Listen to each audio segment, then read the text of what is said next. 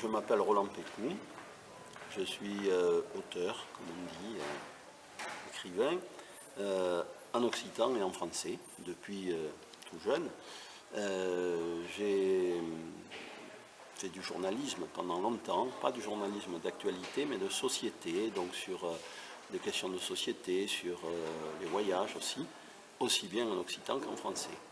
Alors l'occitan, ça vient de hoc, qui voulait dire oui au Moyen-Âge, maintenant on prononce o, mais on écrit toujours hoc, et c'était le domaine d'une langue dans ce qui est aujourd'hui le sud de la France, mais à l'époque ça n'était pas la France, et c'est une langue qui comprend la Provence, le Languedoc, l'Aquitaine, le Massif central, une petite région montagneuse en Italie et une petite région montagneuse en Espagne. Tout ça forme le domaine de la Languedoc ou occitan.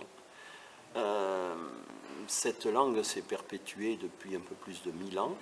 C'est une langue latine comme l'italien, l'espagnol, le catalan, le portugais, le français, le romanche, le roumain, etc. Non, je crois que c'est tout.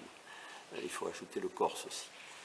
Et donc, cette langue a eu beaucoup de, je dirais, de présence au Moyen-Âge avec les troubadours qui ont lancé la mode de la poésie lyrique dans toute l'Europe.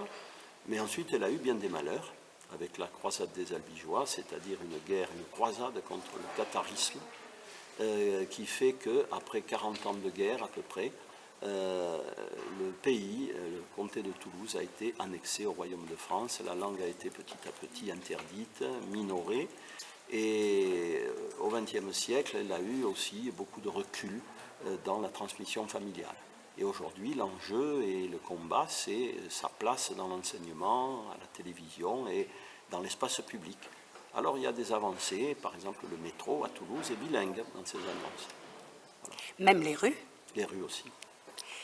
Quelle différence il y a entre la langue d'Oïl et la langue d'Oc? Alors la langue d'Oïl, c'est le nom qu'avait le français au Moyen-Âge, dans sa diversité. Et puis les divers parlers de la langue d'Oïl se sont unifiés pour donner le français, surtout à travers l'empreinte de la cour royale. Et aujourd'hui, c'est le français, le nord de la France. Et le sud, c'est le domaine de la langue d'Oc. Alors, j'ai appris aujourd'hui que vous vous étiez regroupés en régions, que les régions s'étaient regroupées.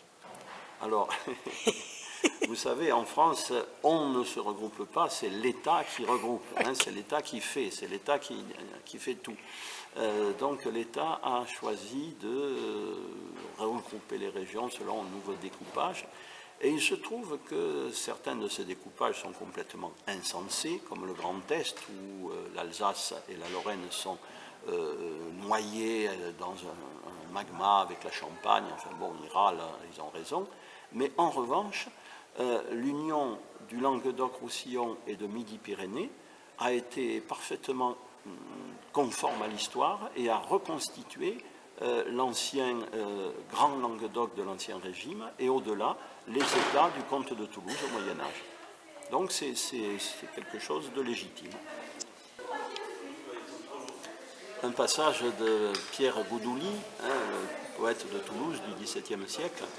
Alors c'est sous l'aspect d'une chanson à boire, c'est en fait un délire un peu baroque, c'est l'art baroque du XVIIe siècle que cette œuvre-là, et en même temps c'est une chanson assez virulente contre le pouvoir d'État de l'époque, assez antimilitariste, sous les dehors d'une chanson à boire. De las favus d'une mestressa, jamais plus non sarai vailet. Eu daissi tutto sa caresse per un furup de flasculet. Et se l'arc amorus me tira, voli qu'un dusil sur la vira. Ad autres mars se fasco creire, eu n'ai mi pun lo cuer traucat. Quand le musquet sarà de veire e cargat de gruns de muscat, la veig en fasenta de malas, badarai per parar les bales.